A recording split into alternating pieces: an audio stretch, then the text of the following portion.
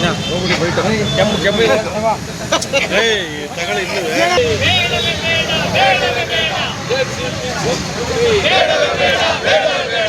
ವಿದ್ಯಾರ್ಥಿಗಳ ಬೇಡಿಕೆ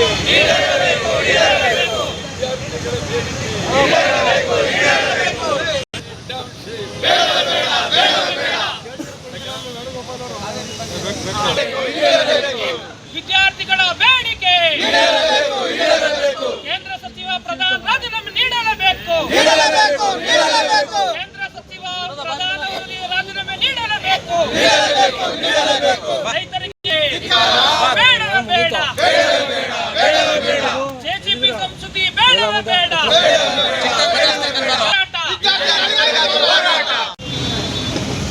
ದೊಡ್ಡ ಹೋರಾಟವೇ ದೇಶದಲ್ಲಿ ಆರಂಭ ಆಗಿದೆ. ವಿದ್ಯಾರ್ಥಿಗಳು ಬೀದಿಗೆ ಬಂದಿದ್ದಾರೆ. ಪಾರ್ಲಿಮೆಂಟ್ಗೆ ನುಗ್ಗುವಷ್ಟು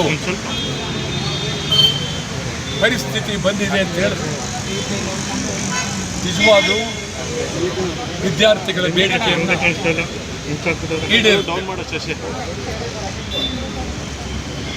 ಪ್ರಧಾನ ಮಂತ್ರಿ ವಿದ್ಯಾಮಂತ್ರಿ ಇದು ಪ್ರತಿಷ್ಠೆಯ ಪ್ರಶ್ನೆ ಮಾಡ್ಕೋಬೇಕಾಗಿದೆ. ನೀಟ್ ಅನ್ಯಾಯವಾಗಿದೆ. 20 ಜನ ವಿದ್ಯಾರ್ಥಿಗಳು ಸತ್ತಿದ್ದಾರೆ. ಇನ್ನೂ ಅನೇಕ ಕಡೆ ಕಾಣದ ರೀತಿಯಲ್ಲಿ ಮೋಸ ಆಗಿದೆ. ಇದನ್ನು ನಮ್ಮ ದೇಶದ ಸರ್ಕಾರ ಪ್ರತಿಷ್ಠೆ ಮಾಡ್ತಾರೆ. ಭದ್ರವಾಗಿ ಈ ವಿಚಾರವನ್ನು ತೆಗೆದುಕೊಳ್ಳಬೇಕು. ಹಿಂದೆ ಸುಮಾರು 40-50-60 ವರ್ಷಗಳ ಹಿಂದೆ ರೈಲ್ವೆ ದುರಂತ ಆಯಿತು ಅಂತೇಳಿ ಲಾಲ್ ಬಹದ್ದೂರ್ ಶಾಸ್ತ್ರಿ ರೈಲ್ವೆ ಮಂತ್ರಿ ಕೂಡಲೇ ರಾಜೀನಾಮೆ ಅನ್ಯಾಯ ಆಗಿದೆ. ರಾಜೀನಾಮೆ ಕೊಡೋದ್ರಿಂದ ನಿಮ್ಮ ಘನತೆ ಜಾಸ್ತಿ ಆಗುತ್ತೆ. ವಿರೋಧ ಪಕ್ಷದವರು ತಮ್ಮ ನಡೆಯನ್ನು ನೋಡ್ಕೊಳ್ಬೇಕಾಗುತ್ತೆ. ಗೌರವವಾಗಿ ಲೋಕಸಭೆಯಲ್ಲಿ ಅದ್ಭುತವಾಗಿ ಒಂದು ಭಾಷಣ ಮಾಡಿ ಅನ್ಯಾಯ ನಡೆದಿರುವುದನ್ನು ಒಪ್ಕೊಳ್ತಕ್ಕಂಥ ಧೈರ್ಯ ಬೇಕು. ಕರ್ನಾಟಕದಲ್ಲಿ ಸುಮಾರು 50 ವರ್ಷಗಳ ಹಿಂದೆ ಎಂ.ವಿ. ರಾಮರಾವ್ ಗೃಹ ಮಂತ್ರಿ ಕರ್ನಾಟಕದಲ್ಲಿ ಮಧುಗಿರಿಯಲ್ಲಿ ಪೊಲೀಸ್ ಲಾಕಪ್ನಲ್ಲಿ ಒಬ್ಬ ಮಹಿಳೆ ಮೇಲೆ ಅತ್ಯಾಚಾರ ನಡೀತು. ಕರ್ನಾಟಕದ ಶಾಸನ ಸಭೆಯಲ್ಲಿ ಅಗಾಧವಾದ ಭಾಷಣ.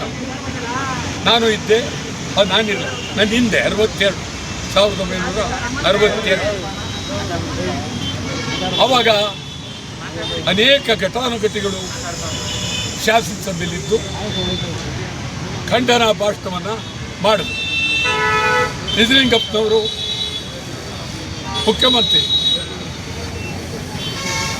ಎಂ.ವಿ. ರಾಮರಾವ್ ಗೃಹ ಮಂತ್ರಿ ಕರ್ನಾಟಕದಲ್ಲಿ ಎಲ್ಲರ ಭಾಷಣ ಕೇಳಿ ಕೊನೆಯಲ್ಲಿ ನಿಜವಾಗ್ಲೂ ಅದೆಲ್ಲ ಈಗಿನ ಮಂತ್ರಿಗಳಿಗೆ ಬುದ್ಧಿವಂತಿಕೆ ಆಗಬೇಕು. ಅವರು ಎದ್ದಿದ್ದು ಮಾತನಾಡ್ತಾರೆ. ಎಂ.ವಿ. ರಾಮರಾವ್ ನಿಜ, ನಾವು ಹೇಳಿರ್ತಕ್ಕಂಥದ್ದು ನಮ್ಮ ಇಲಾಖೆಯ ಮೇಲೆ ಟೀಕೆ ಮಾಡೋದು ನಿಜ. ಇದಕ್ಕೆ ನಮ್ಮ ಇಲಾಖೆ ಹೊಣೆ, ನಾನೇ ಹೊಣೆ ಅಂತೇಳಿ ಶಾಸನ ಸಭೆಯ ಒಳಗೆ ರಾಜೀನಾಮೆ ಕೊಡ್ತಾರೆ.